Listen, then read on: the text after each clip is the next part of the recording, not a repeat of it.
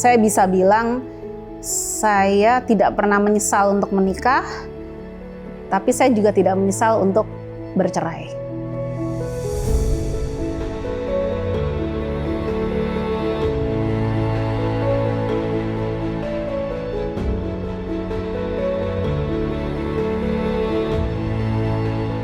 Halo, saya Mia, single mom, ibu dari 2 orang anak.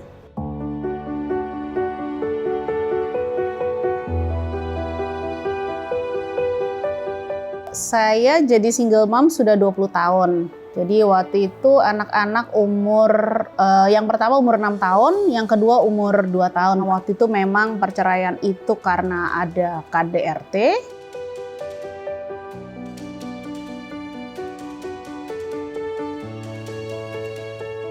Mungkin kalau cekcok mulut mereka denger ya, tapi kalau kena ke badan, fisik itu sepertinya seingat saya sih nggak pernah.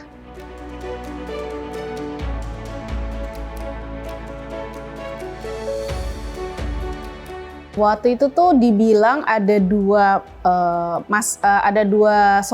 solusinya. Jadi satu, kita harus ada namanya terapi pernikahan. Nah, yang kedua adalah putus mata rantai. Jadi karena waktu itu memang perceraian itu karena ada KDRT, jadi dia menyarankan seperti itu. Tapi ternyata dari pihak mantan itu tidak mau ada terapi gitu. Jadi saya memutuskan untuk solusi yang kedua. Waktu perceraian itu kan 7 tahun pernikahan ya, jadi mungkin sekitar 2 tahunan lah ya untuk benar-benar mantap untuk keputusan itu saya ambil.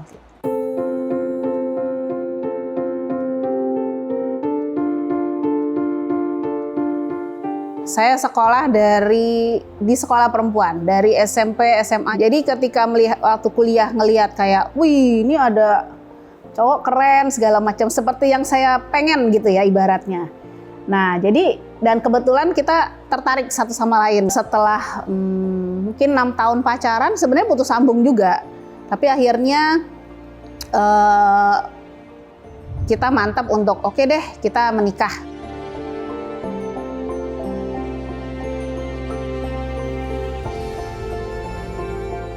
Ya, sama.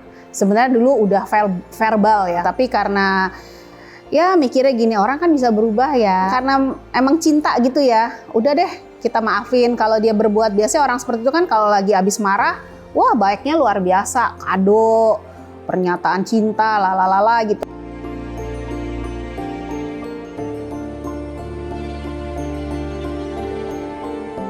Ketika pisah, mungkin saya perasaannya malah lebih aman ya. Kondisi mental untuk anak-anak juga menurut saya lebih baik ya gitu. Mereka juga nggak ketakutan, mereka juga ngerasa mungkin mereka karena masih kecil, mereka senang. Waktu itu kan saya pindah ke rumah orang tua saya ya. Jadi kayak ada sepupunya datang. Jadi mungkin mereka jadi lebih ramai gitu loh di rumah itu. Sebulan pertama ada pernyataan itu sih, kok kita nggak balik ke rumah mah gitu. Kok masih tetap di rumah nenek gitu.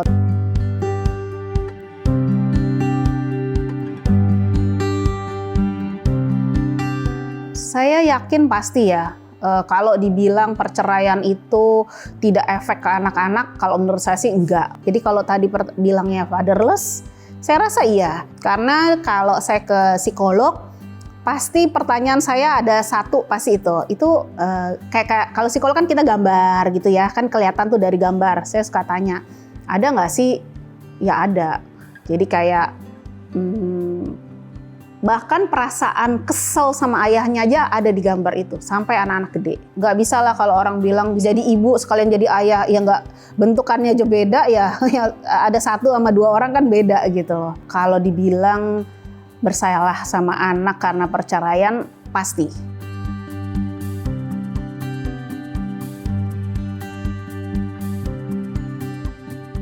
Ada momen-momen tertentu yang saya bilang, ini kan mestinya bagian bapaknya ya. Misalnya nih, yang saya ingat adalah ketika dia mimpi basah. Jadi dia datang ke kamar ketok-ketok, "Mah, mimpi Basah lah, kata saya. Begini kan saya bingung ya, saya kan ibu-ibu ya, maksudnya saya nggak pernah, selalu saya ngomong sama anak saya gini, mama pernah menjadi anak perempuan tapi tidak pernah jadi anak laki-laki. Jadi adik kalau ada apa-apa tolong kasih tahu.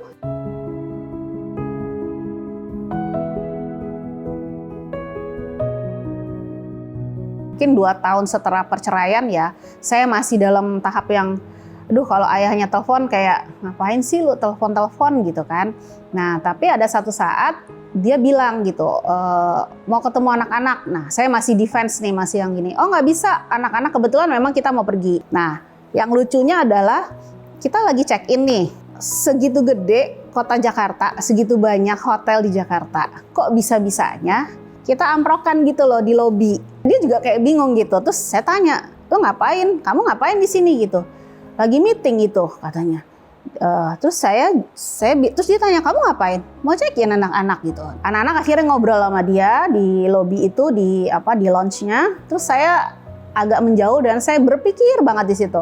Ini kayaknya teguran nih, kayaknya dari Tuhan nih, saya bilang gitu. Kok bisa-bisanya ketemu di sini? Nah, mulai di situ saya mulai bisa, kayaknya gue harus maafin deh gitu.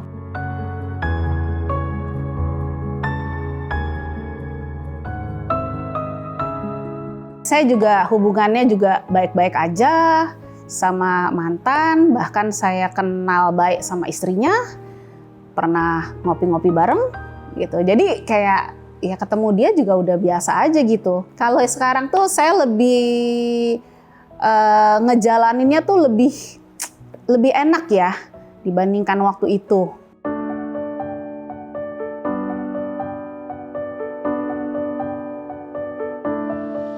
Saya bisa bilang saya tidak pernah menyesal untuk menikah, tapi saya juga tidak menyesal untuk bercerai. Karena menurut saya itu adalah yang terbaik. Saya menikah dengan memang pilihan saya, bukannya bukannya dijodohin atau apa, tapi memang itu pilihannya saya. Dan ketika menikah, saya sadar benar saya menikahi orang seperti ini. Orang menikah kan nggak pernah kepikiran untuk cerai ya. Sepanjang jalan itu ya memang ada pertikaian-pertikaian, ya akhirnya ya saya memutuskan untuk bercerai. Tapi ya itu, saya tidak pernah menyesal untuk menikah.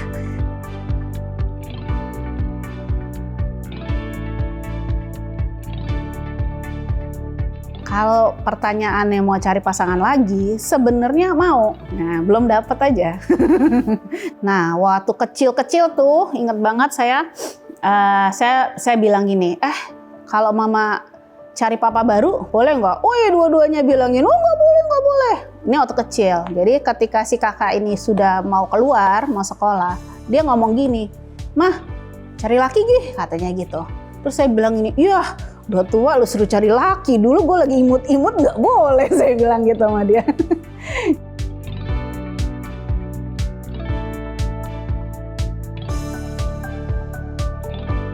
Kalau pesan saya mungkin percaya sama diri sendiri, itu yang paling utama. Jangan kayak mikirin stigma negatif janda dan segala macam. Itu untuk saya sih kayak ngapain sih dipikirin orang ngomong. Pastikan kalau kita tuh bisa ngelewatin semuanya. Intinya kalau ibu bahagia, anak-anak bisa bahagia.